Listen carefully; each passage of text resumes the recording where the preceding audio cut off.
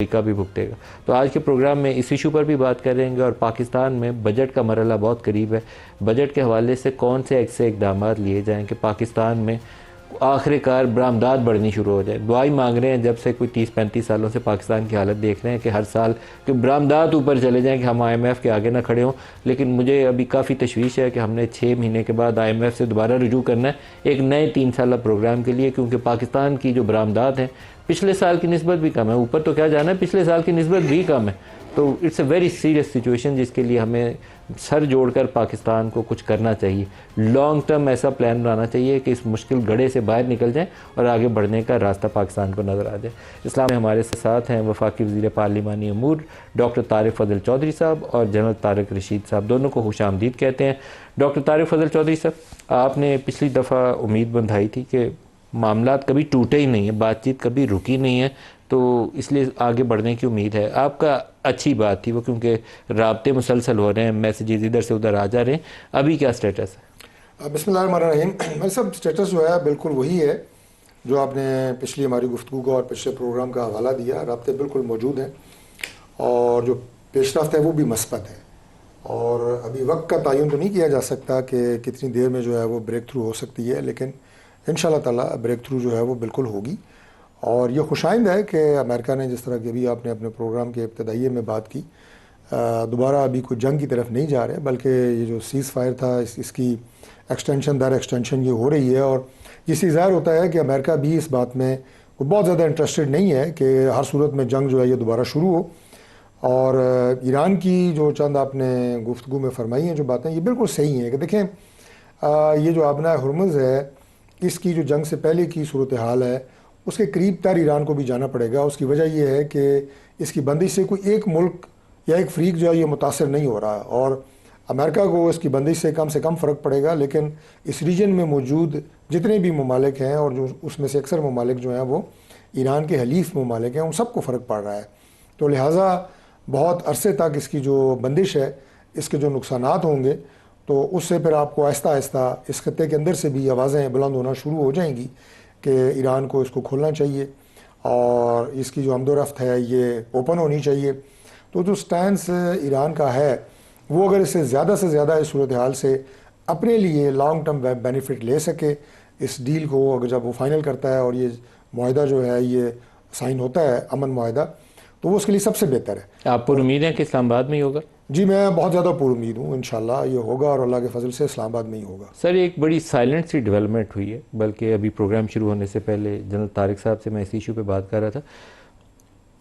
पाकिस्तान से interior minister Mohsin Naqvi साहब वो चंद रोज़ पहले ईरान गए थे और यहाँ बाज़ खबरें तो ये जाहिर करती थी कि शायद वो वापस आ गए, लेकिन वो ईरान में ही बदस्तूर मौजूद थे। आज सुबह वो वापस आए हैं और कोयटा में जो कमांड एंड स्टाफ कॉलेज में आज प्राइम मिनिस्टर और चीफ भी गए हुए थे, वहाँ पे मोहसिन नकवी साहब भी थे, आज ही वापस आए।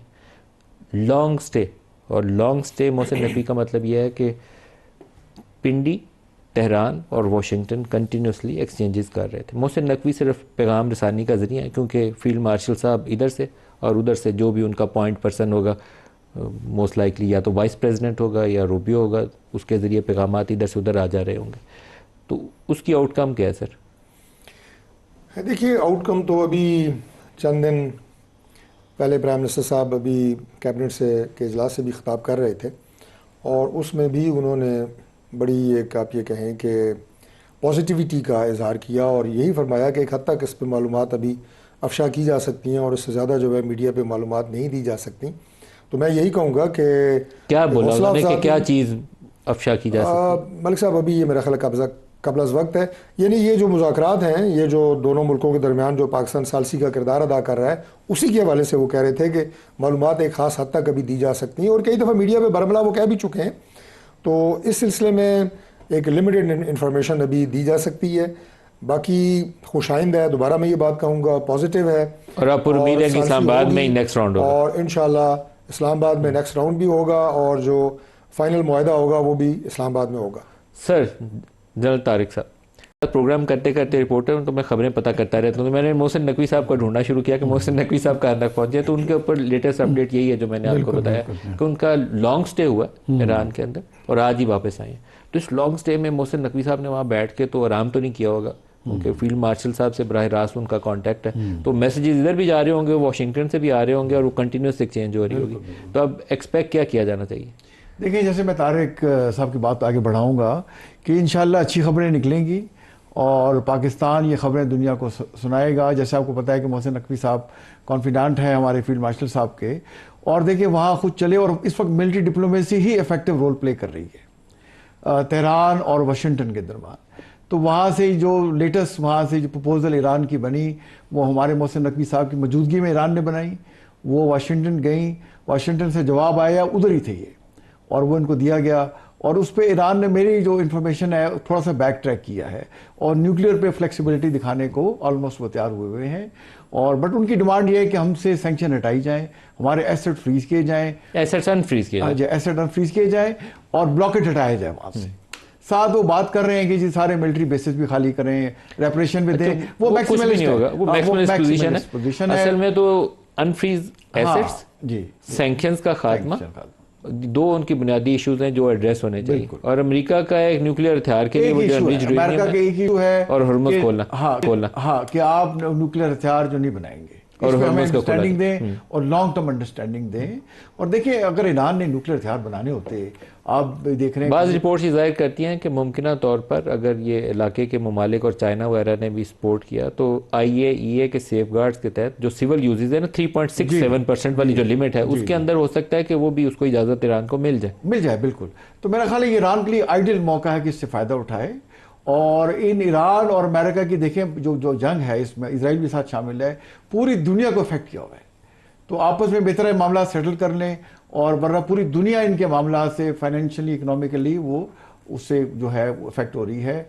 और इसमें देखिए जो रोल प्ले कर रहे हैं, ठीक है, ईरान और सऊदी अरेबिया, कतर और यूएई ने तो कहा है। देखिए यूएई का बड़ा इंटरेस्टिंग है, तो यूएई तो कह रहा था कि हमारे साथ देखें हम पे ड्रोन अटैक हो रहे हैं, फुजैरा पे, फैक्ट्री पे।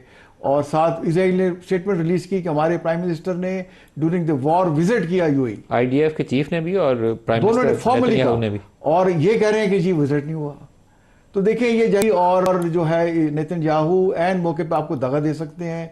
तो इजराइल ने बिट्रे किया यूएई के लीडरशिप को भी, ऑफिशियल स्टेटमेंट देके, और ये ऑफिशियली उसको डिनाई कर रहे हैं। देखें, और साथ अब यूएई कह रहा है अमेरिका को कि जी आप ठहर जाएं, लेकिन यूएई ने अपना कैंप पसंद खुद से कर लिया। वो अमेरिका और इजराइल वाले कैंप में चले गए, चाहे वो फायदे में रहे या नुकसान में, लेकिन उन्होंने कैंप अपनी पसंद से चुन लिया। देखिए 15 से 20 फ्लाइट्स डेली चल रही थी यूएई और तल अवीव, और अपने आप को पूरे मिडिल ईस्ट में एक्सपोज किया।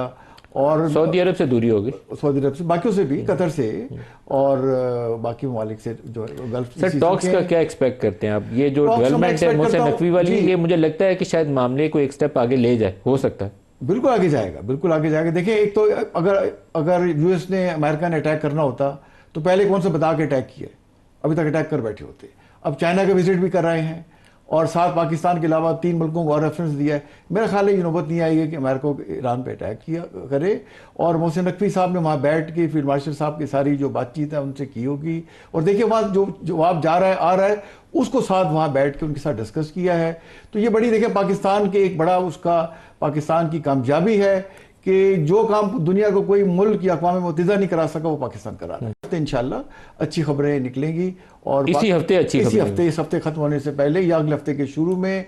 और मैं समझता हूँ second round of Islamabad talks जो है इंशाल्लाह मई के अंदर ही पाकिस्तान में होगा, मई में ही होगा इंशाल्लाह।